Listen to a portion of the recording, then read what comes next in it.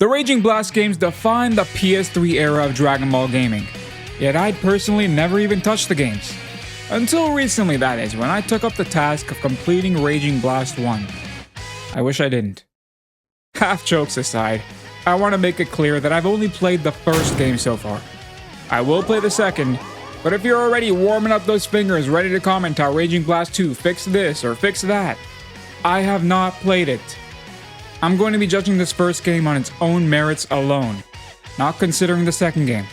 And to sum up my thoughts, I'm surprised this game even got a sequel. How? It sold significantly less than each of the games of the series it was spiritually succeeding, that being the Sparking or Tenkaichi series, possibly due to a lack of marketing, but also, I believe, due to some of the reasons I'm going to cover in this video. For those of you who are interested to know why videos have been more sparse lately, stay to the end for a little explanation and the future of the channel.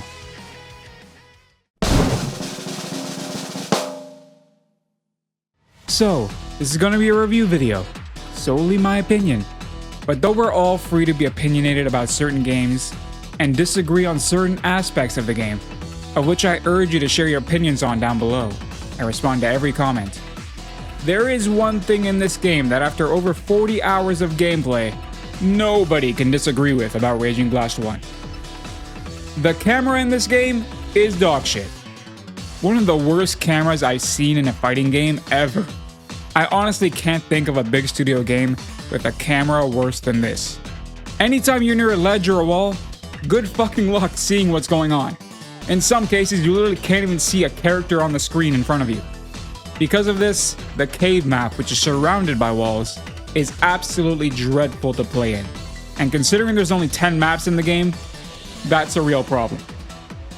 Also, when dragon dashing behind your opponent, if your opponent dashes at the same time, the camera just spazzes out. It's like they didn't even QA test this game. Something else that's a bit more of a personal preference relating to the camera.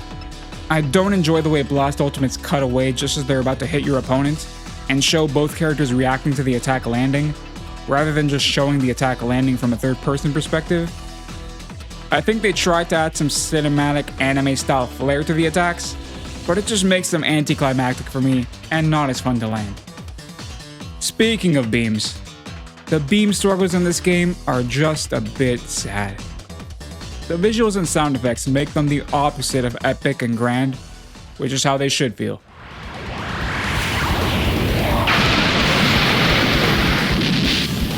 The visuals in this game in general don't do it for me. Specifically the character models, which is the main reason I didn't bug my parents to buy this game as a kid. Something about the models just seemed too clean or glossed over for me, like there's a coat of paint over it where there shouldn't be. That might not make any sense, but something about it just looks off to me. Let me know down below if you agree or if I'm alone on that hill. Beyond that, most of the blast attacks in the game don't look good either. The effects make a lot of them look like a blob of light just flashing by, rather than a fully animated attack. I'll slow down an attack so you can see what I mean. Look at how Goku's Kamehameha doesn't even seem fully complete. Just a loose thread of a beam and a couple of bursts of color at the start and end of the attack. And the sound effects don't help because they also sound very tame. I will say though, a lot of the rush attacks do look pretty damn good. I like the use of the camera angles in a lot of them. Like this rush attack of Vegeta's that he used against Jace. Very dope attack.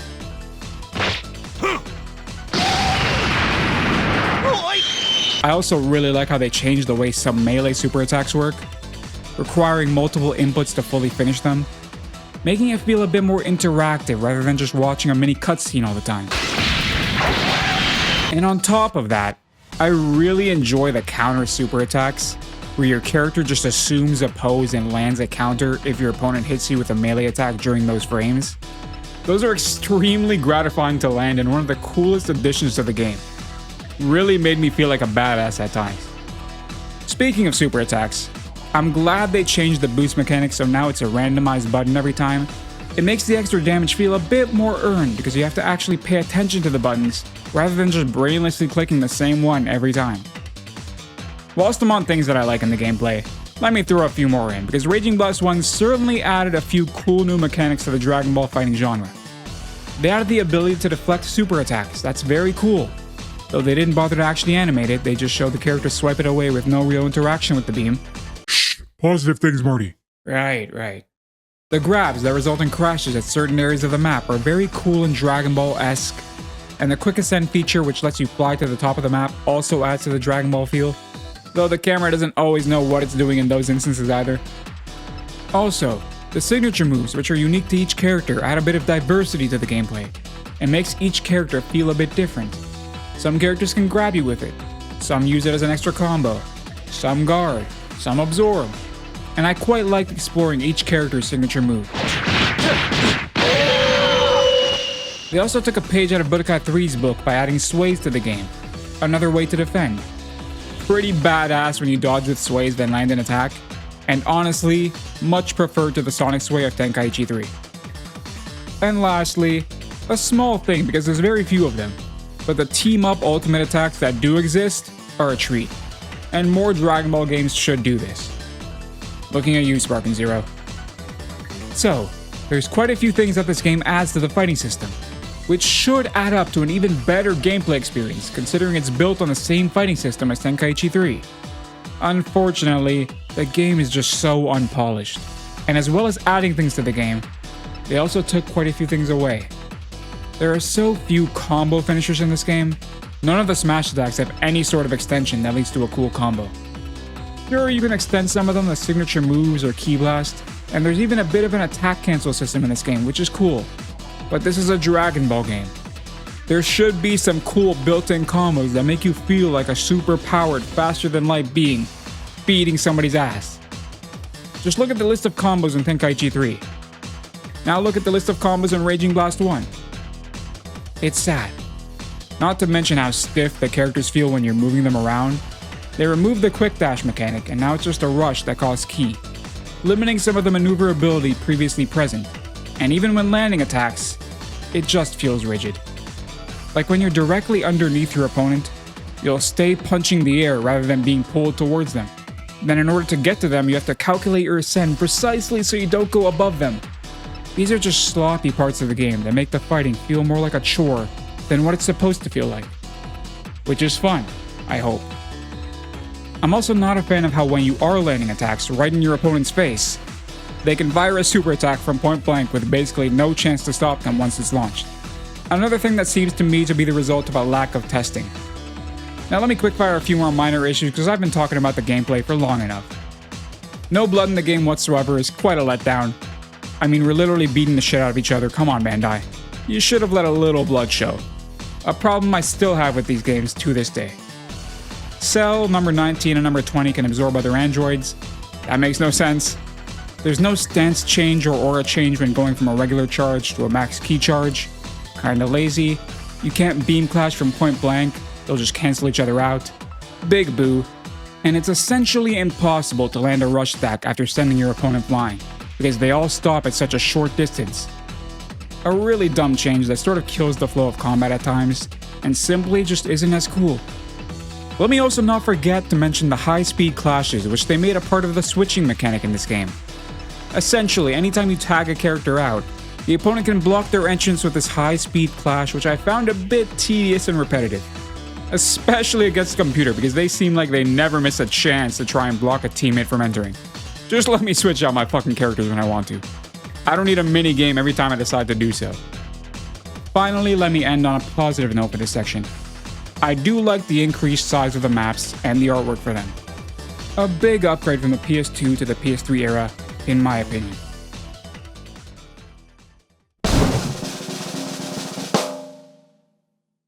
Moving on to the story mode. Overall, a very average story mode in the Dragon Ball gaming sphere. The fact that the combat is so dull does not help it out though. As for the presentation of the mode, this game might have my favorite story mode menu in any Dragon Ball game I've ever played. The models representing each and every fight are a really nice touch and clearly required a lot of effort to make. Kudos to that. As for the actual cutscenes, not as much effort went into these. They're all voice acted, but the characters have a few set motions they make during the static dialogue and that's basically it. Nothing special. And they often interrupt the fights in very abrupt ways. with nary a seamless transition in sight. Is this all? You mean you would let yourself— Even when they really splurge on the budget in the big moments of the series, they still look pretty crap. Just look at how Cell is defeated at the end of his saga. No, wait! This isn't happening! Quite riveting. The nice thing about the story mode is how many fights there are. I guess it depends on your perspective, because if you dislike the combat like me, it's not so nice. Still, I have to give them props for including every fight possible with the roster in the game. Even including filler fights like the Ginyu Force vs the Z Fighters on King Kai's planet, among others. And letting you fight as the bad guys when appropriate is always a plus. Could have done without some fights that never even happened though, like Krillin vs Vegeta on Namek, or Vegeta vs Ginyu in his original body. So there's a bit of unnecessary fluff to be sure. A fun addition that I think is a bit misused in the story mode are the perfect actions, where the game will prompt you to do a specific action to match the moments from the original series. I say misused though because you rarely get any time at all to complete them, even when you're in a position where it's nearly impossible to land a certain attack in time. That really bugged me because I'm a bit of a perfectionist when it comes to those things, but even I couldn't be bothered to redo the fights just for that. The time restraints felt a little cheap. If you're trying to play a Dragon Ball game just to relive the story mode, this definitely isn't the game to do that. There's no narrator whatsoever, the dialogue is very shortened, not that I'd want to sit through them for any longer, and the pre-fight text that you can read doesn't even explain what's happening very well. For example, nowhere in the story is Great Ape Vegeta even mentioned, because he isn't in the game, though a footnote about it would have been nice. There are what-if fights in the story mode though, and this is where I was a bit engaged. I like Bardock facing his grandsons, or Krillin proving he's the strongest Earthling, or Super Saiyan 3 Broly and Vegeta making an appearance for the first time in an international Dragon Ball game. There's some good stuff here, and the narrator actually talks in these fights. To unlock a number of these fights though, you need to gather stars by completing certain missions and other story mode fights. Totally fine. However, it is absolute bullshit how you can't gather the stars on your first clear. You have to clear them once before it gives you the chance to get any stars at all. That absolutely reeks of padding the game's length, and if any game did that nowadays, which many do, I would call them out too, so it's only fair that I mention it here. I despise when games artificially pad their playtime like this. There's absolutely no reason I shouldn't be able to gather stars on the first clear. It took me probably an extra 15 hours gathering all the stars after I already beat the story mode once, so that I could unlock the final few what-if fights and costumes. A waste of my time. Not to mention how stupid some of those missions were. Like make a throw the first attack. Fuck off, as if the CPU is just gonna sit there and let me do that. Or absorb a lot of energy. How much is a lot? I'm just supposed to guess? As you can tell, doing those missions low-key pissed me off. Switching to a positive note, after completing story fights, you can unlock some of the in-fight conversations that happen during combat in the BGM selection section. So that's cool. And you can listen to the dialogue there because it's easy to miss the dialogue when you're doing the fights. We're completely even. You must have trained harder than I did. Overall, the story mode is very bland. The menu is by far the best part for me. And though the what-if fights are cool, the cutscenes are still rather boring to watch and not something I'd ever want to go back to.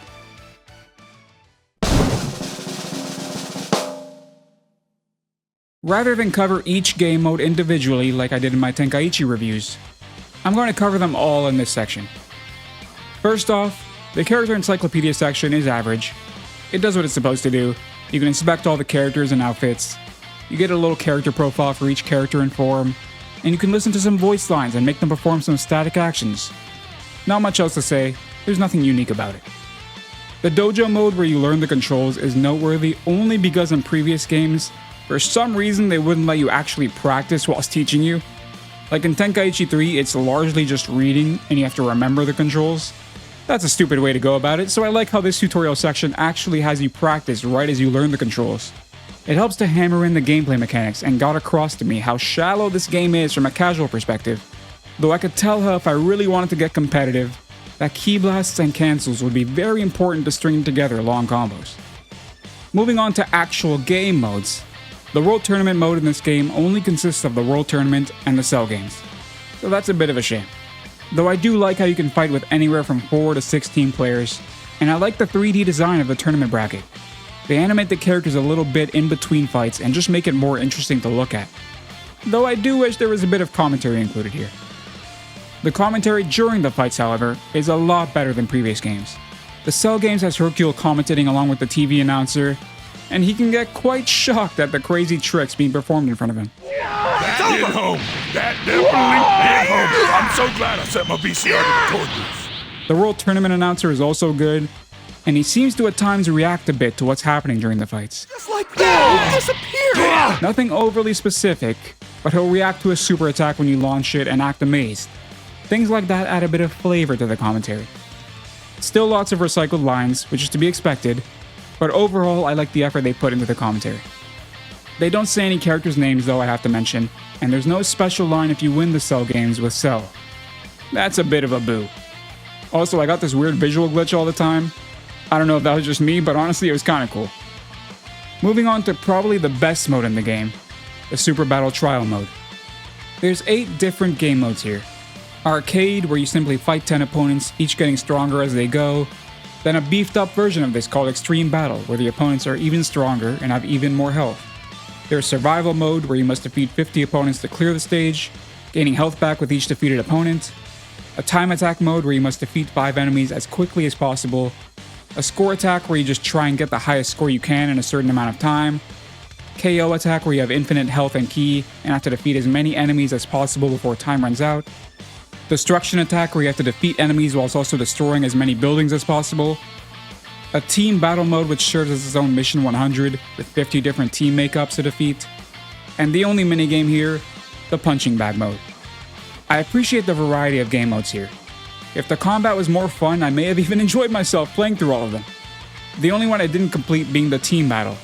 I just didn't want to bother doing another 40 fights of it when there's no real reward for it, but I got high score and everything else. I like that they added gimmicky game modes, like the Destruction mode with the destroying buildings, or the Time Attack where you have to defeat enemies on a time limit. I appreciate them trying out different things, even if they don't amount to much more than 10 minutes of fun before I'm done with them. Speaking of 10, or more like 30 minutes of fun, I genuinely enjoyed the Punching Bag mode, and it made me miss little mini-games like this in video games. They're sadly a relic of the past. This mode probably wasn't very good for my eyes because of how locked in I was on that bar, but it was necessary to get the high score.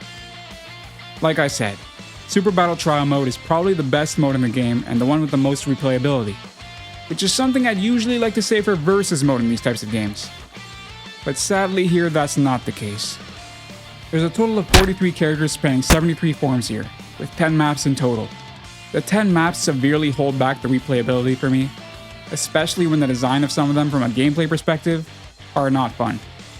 Like the rocky area being mostly in the air, or the cave map like I mentioned before being dreadful due to all the walls. Also, I'm somebody who enjoys listening to the pre and post match dialogue, and in this game most of the unique lines are just copied from BT3, and other than those they often just say the same few recycled lines. I'm warning you, I won't hold back, Goten! Me neither. I'm warning you, I won't hold back, Goten! Me neither. Aside from the voice lines, we're missing countless iconic locations, we're missing most movie characters, all GT characters, and all OG Dragon Ball characters. And the addition of Super Saiyan 3 Broly and Vegeta, though very cool, isn't enough for me to overlook the lack of characters. Now I wouldn't mind a lack of characters if there was more diversity amongst the combos for each character, but there isn't. They all have the exact same combo strings with only the signature moves and the super attacks being different. Now the ability to swap super attacks for characters is definitely a welcome addition, and a feature that I wish Sparking Zero kept. So that's one thing Raging Blast has over it, I guess. Though I do like this feature, if that's the reason the rest of the game is so unpolished, I'd say it wasn't worth the trade-off, but that's just me. Moving on from that, I'm not big on the Tetris-style item system in this game and how limiting it is. There's still some very cool items that were present in previous games, like a halo, which now every character can equip, a seal breaker which removes head accessories from characters that wear them, and of course the aura change items with even more varied colors than before, I think. The limit to how many items you can equip at once is a personal gripe I have with a lot of these games, though I can live with it if the game has red Patara characters like in BT3, where they're just extremely overpowered versions of characters. This game, sadly, does not have any superpowered versions of characters. And in order to buy every item in the game, you need, from what I read online, roughly 1.5 million D points. And after over 40 hours of playing the game through normally, I gathered just under 1 million. And if you dedicate time to specifically gathering D points, you can get enough in probably half a dozen hours or so not too bad.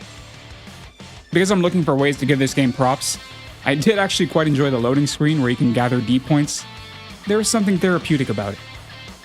Lastly, the only game mode I have not touched on is online.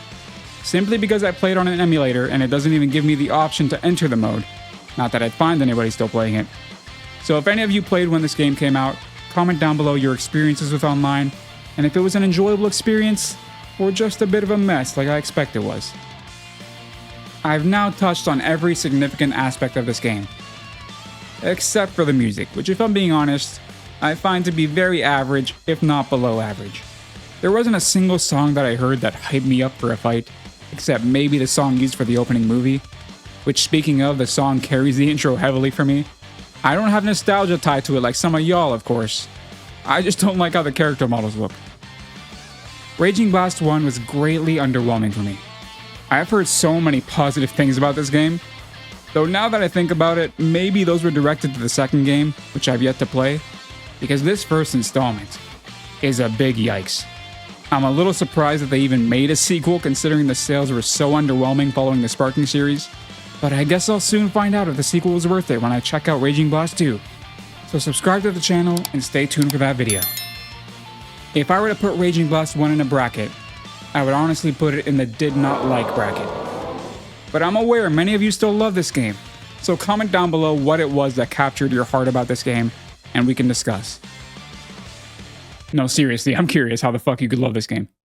Alright, now for those of y'all who have cared enough to stay to the end, first of all, you're amazing. I love you. It's why I keep making videos at all. A little update on the channel. I didn't want to make this whole video because I feel like it's not long enough. Basically, I got a job now full-time.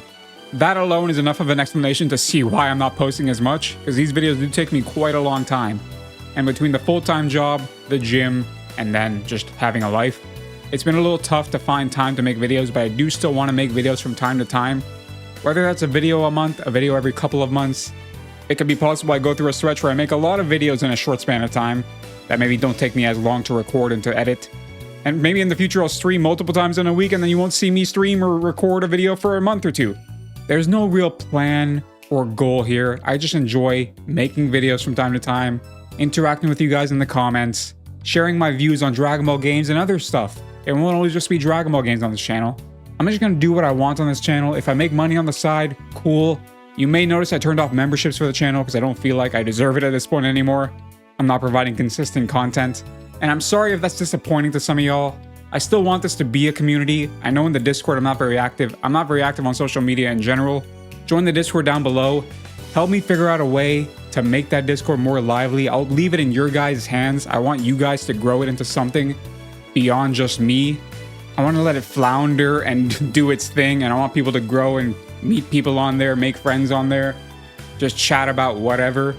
Just because I don't use social media or Discord barely ever doesn't mean I don't want a nice space where I can drop in from time to time, see what's going on, see what's popping with the community. And when I pop in, it'd be nice to see it a little more lively. But I guess that's up to me and it's up to you guys. I'm going to talk it out with the mods in the Discord channel, see what we can do to kind of liven that place up. And that's kind of the update I've got. I do plan on staying with this job for a long while to come, so don't expect a change where I'm going to start posting every day again anytime soon, if ever. I think YouTube is best suited to me as a side hobby that I just do from time to time for fun, and I love it like that. I don't love it as much when I do it full time and I have the pressures of numbers and views and making money on it. That's not as fun for me. I don't want anybody's money. Your views and your time and your interaction with me is more than enough. With that being said, I love you all. Like the video if I didn't piss you off too much about my views on Raging Blast 1. If I did piss you off, oh well.